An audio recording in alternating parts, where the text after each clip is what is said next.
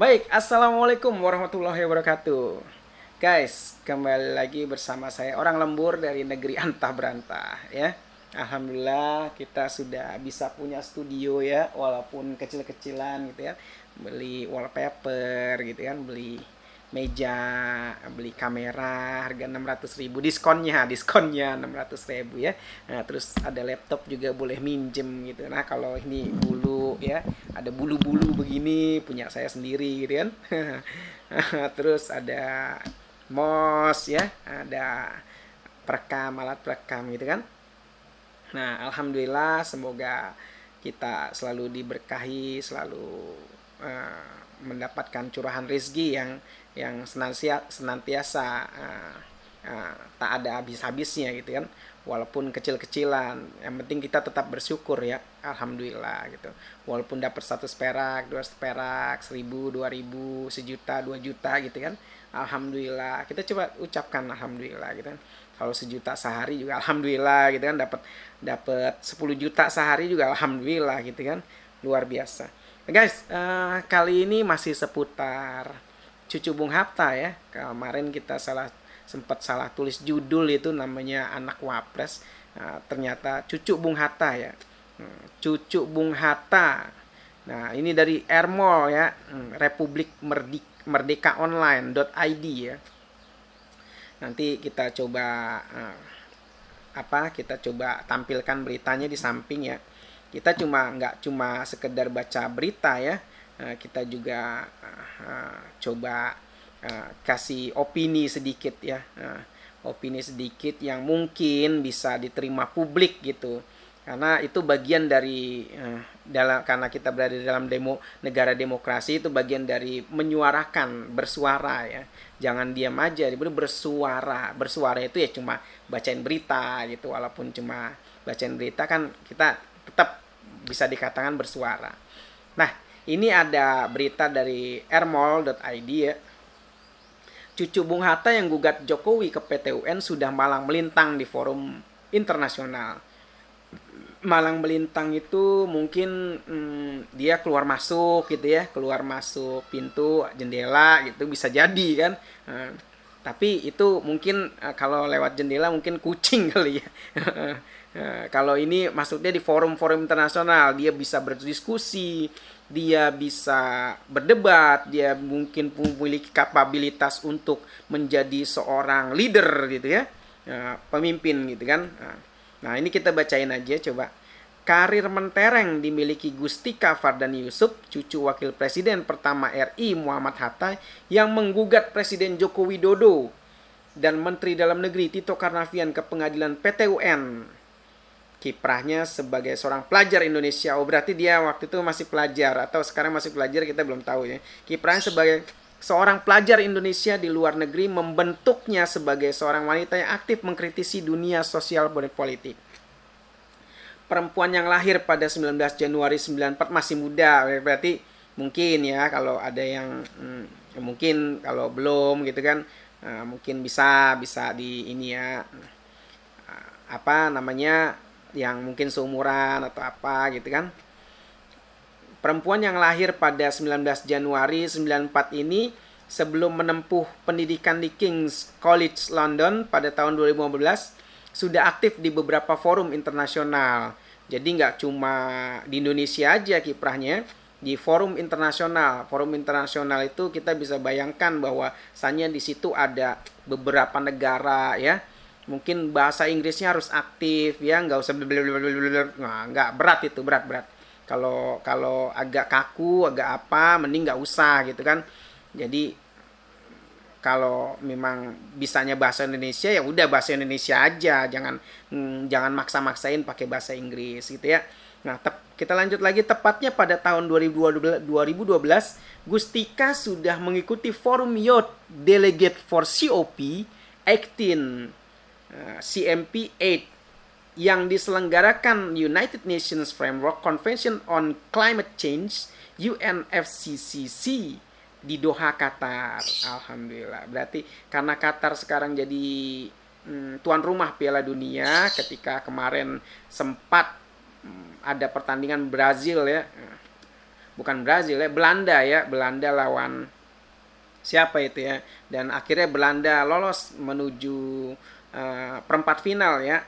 Dan itu melalui tendang-tendang lawan. Tim Oren ini memang hebat, luar biasa. Tapi untuk berita bola kita skip dulu, nanti di channel lain kita tampil lagi ya. Nah, kita baca berita politik, khusus politik dalam negeri ya. Itu cuma sekilas selintas aja. Nanti yang bagi penggemar bola tunggu saya di channel lain ya. Nah, kala itu dia mewakili kelembagaan pemerintah, mengingat saat itu dia bekerja di bawah Dewan Nasional Perubahan Iklim Indonesia, Kementerian Lingkungan Hidup dan Kehutanan. Selain itu, pada tahun 2013, Gustika juga berpartisipasi menjadi Delegation of Indonesia at the 37 General Conference. Kemudian juga menjadi Youth Observer at the 8th UNESCO Youth Forum di UNESCO. Pada masa-masa perkuliahannya di King's College London, Gustika juga aktif membantu kerja-kerja pemerintahan. Tepatnya pada tahun 2016, dirinya bekerja sebagai anggota tim asistensi Menko Polhukam selama 1 bulan. Setelah itu dia diangkat menjadi ajudan deputi luar negeri selama 2 bulan di Kemenko Polhukam. Luar biasa ya. Kementerian Koordinator Politik Hukum dan Keamanan. Mungkin sekarang di bawahnya Pak Mahfud MD ya. Nah, Pak Mahfud MD memang sering pernyataan tuh sering hebat-hebat ya, kontroversial banget ya. Terus lanjut lagi, tak cuma itu, pada tahun 2017 Gustika mengikuti misi Perserikatan Bangsa-Bangsa PBB sebagai political intern selama 2 bulan. Selang 2 tahunnya atau pada 2019 dia aktif sebagai Summer Research Intern di Center for Strategic and International Studies CSIS Indonesia selama 5 bulan. Bayangkan guys, gile, karirnya melejit. Ini kalau yang jomblo-jomblo, pengangguran itu ya Allah, tolong ya. Ini aduh, minggir dikit, melipir dah ya. Ya ini kalau yang pengangguran, nggak punya karir gitu ya. Aduh, apalagi di negeri di negeri di Indonesia ini ya. Pekerjaan ya yang nggak punya skill, nggak punya nggak punya pekerjaan itu ya Allah. Kadang-kadang ya, apalagi jomblo ya, susah. Berat. Jadi mungkin kalau ngelihat berita ini tuh kayaknya nyesek dadanya ya. Alhamdulillah masih hidup ya. Kalau tahu begitu baca berita begini, terus tahu lahirnya tanggal sekian gitu, takut mati mendadak gitu. Kasihan yang jomblo ya.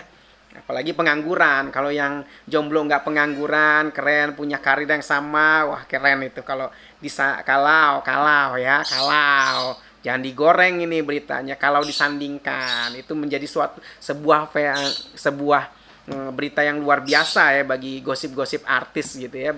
Mungkin bisa dapat puluhan berita itu setiap hari ya. Nah, itu baik lagi. Lanjut lagi, di sini masih ada di Airmall ya. Nah, ini keren juga nih beritanya. Memang pertanggal hari ini ya, Minggu 4 Desember ya. Ada judul juga, Presiden Jokowi seharusnya malu digugat cucu Bung Hatta. Gile. Kalau aneh yang ngomong ini tanpa berita, tanpa apa, itu udah buzzer, udah banyak komen, laporkan, itu bahaya itu ya. Nah, di sini karena ada beritanya ini ya, tolong dikonfirmasi ke Airmall ya. Republika Merdeka Online. Republik Merdeka Online ya .id ya. Ya, dalam laporan Jamaluddin Akmal Minggu 4 Desember 2022 pukul 11.28 waktu Indonesia Barat ya. Hari ini ya, tadi siang. Tapi saya bacainnya sore gitu kan. Nanti kalau tayangnya malam, atau bisa tayang sekarang, nanti teman-teman bisa konfirmasi ya. Di linknya di samping sini ya. Presiden Joko Widodo dan Menteri Dalam Negeri Tito Karnavian diminta untuk taat UU berlaku. Berarti 2 ya. Kemarin kan saya masih bacain presiden aja ya. Jadi nanti jangan salah tafsir itu. Netizen ini kadang-kadang salah tafsir gitu kan. Nah, kadang-kadang namanya juga host, pembaca berita, agak-agak sekelumit kalimat juga harap dimaklumi gitu ya. Presiden Joko Widodo dan Menteri Dalam Negeri, berarti dua orang yang digugat gitu kan, Jokowi dan Tito Karnavian, diminta untuk taat undang-undang berlaku. Keduanya juga harus malu setelah cucu wakil presiden pertama RI Muhammad Hatta yang menggugat ke Pengadilan Tinggi Tata Usaha Negara PTUN soal menjabat kepala daerah ya. Jadi soal pengangkatan PJ kepala daerah itu digugat oleh cucu wakil presiden RI ini. Nah, komentar Arbi nih ya, Direktur Gerakan Perubahan Muslim Arbi mengatakan kepala daerah harus dipilih bukan ditunjuk sesuai dengan Undang-Undang 1945 pasal 18 ayat 4 lengkap ditulis. Juga sesuai dengan Undang-Undang 32/2004. Kata Muslim, kepala daerah dipilih sesuai konstitusi adalah negara hukum. Tekstat, kepala daerah ditunjuk adalah ciri negara kekuasaan. Jadi kalau nunjuk-nunjuk itu adalah orang-orang berkuasa. Poin 6, lo nyuci. Kamu cuci mobil ya, itu negara-negara ciri-ciri itu ya. Bos. Nah, jadi kalau nunjuk-nunjuk itu namanya bos itu suka nunjuk-nunjuk kamu gitu ya. Nah, itu bahaya itu. Ya. Penunjukan kepala daerah oleh presiden atau Mendagri itu bertentangan undang-undang, harus dibatalkan. Ujar Muslim kepada kantor berita politik Ermol Minggu 4 Desember gitu ya.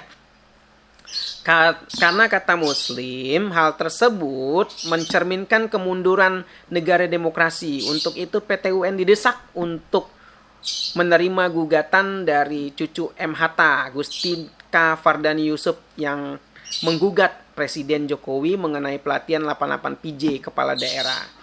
Sebagai aktivis Gerakan Perubahan dan Koordinator Indonesia Bersatu, mendesak Presiden dan Mendagri membatalkan sejumlah kepala daerah yang telah ditunjuk itu. Saya dukung gugatan pembatalan cucu Bung Hatta dan para pihak yang menggugat itu, kata Muslim. Muslim mendesak agar PTUN mengabulkan gugatan tersebut dan mengembalikan sistem kepemimpinan kepala daerah sesuai dengan amanat konstitusi. Agar kita kembali ke negara-negara demokrasi jangan hanya jargon belaka ya. Jika kepala daerah ditunjuk di pusat, penunjukan itu sewenang-wenang dan menciderai kedaulatan rakyat di daerah, tegas Muslim. Alhamdulillah kalau saya baca-baca agak kalimat-kalimat unik itu masih bisa terbaca ya. Ada yang salah-salah sebut itu sang-sang rangken, sang-sang berapa kali susah itu kepleset lidah, memang agak sulit ya. Jadi harap maklum gitu kan, namanya juga baca. Nah, kita balik ke negara demokrasi. Dalam negara demokrasi itu rakyat tetap harus bersuara. Misalnya nggak terima harga BBM naik gitu kan, nggak terima harga sembako naik, nggak terima itu naik, nggak terima kepalanya naik gitu kan, nggak bisa juga, harus bersuara, jangan diem aja. Tapi ketika saya baca nih komentar-komentar Muslim gitu kan. Nah, itu menciderai kedaulatan rakyat di daerah, tegas Muslim. Ketika saya keliling-keliling itu di daerah pelosok, rawa-rawa, itu ada sungai-sungai gitu kan. Saya lihat nggak ada itu orang yang merasa terciderai gitu kan. Rakyatnya santai-santai, tenang, adem ayem ya. Walaupun BBM naik 13.000, mungkin bisa naik lagi ya, naik lagi. Mungkin bisa sampai 1 juta liter, santai aja. Rakyat mah aman, damai, tentram ya. Soalnya kalau ngomong-ngomong yang aneh-aneh gitu kan nanti takut kena itu UIT. Rakyat yang mana itu yang komen yang protes ya? Coba kamu buktikan. Nggak bisa. Buktinya rakyat yang ketika saya temui di daerah itu santai-santai aja, itu semuanya nyaman, adem, tentrem ya. Ya nggak tahu kalau dalam hatinya, nggak tahu juga kalau ketika diwawancara gitu kan belum kan. Tapi ketika saya temui ya mereka santai-santai aja, tetap berjalan aktivitas seperti biasanya. Mau beli telur harga 25.000 misalnya, 20.000, 23.000, ya santai-santai aja, nyaman-nyaman ya. Mungkin kemarin bisa sampai harga 30.000 itu telur ya, santai-santai aja ya. Mau ibu mama ngedumel kayak itu kan cuma medsos ya. Ya, jadi kenyataannya mah santai-santai aja, tetap bisa terbeli ya. Jadi nggak seperti lagu Iwan Fals ya, susu tak terbeli ya, ternyata terbeli juga ya rakyat itu. Baik, udah segitu aja dulu ya, nanti takut kepleset-pleset lidah bisa bahaya gitu kan. Ya, karena zaman sekarang itu kalau ngomong apa aja bebas, tapi kalau lu ngomong salah dikit, bisa di Edi Mulyadikan. Bahaya ya. Sama seperti Bang Edi kemarin ya, kepleset lidah bisa bahaya itu komennya. Waduh, bisa sidang 7 bulan berturut-turutnya. Berat, berat, berat ya. Jadi guys, nanti sampai bertemu lagi dengan saya orang lembur dari negeri Antah Berantah. Sekian, wassalamualaikum warahmatullahi wabarakatuh.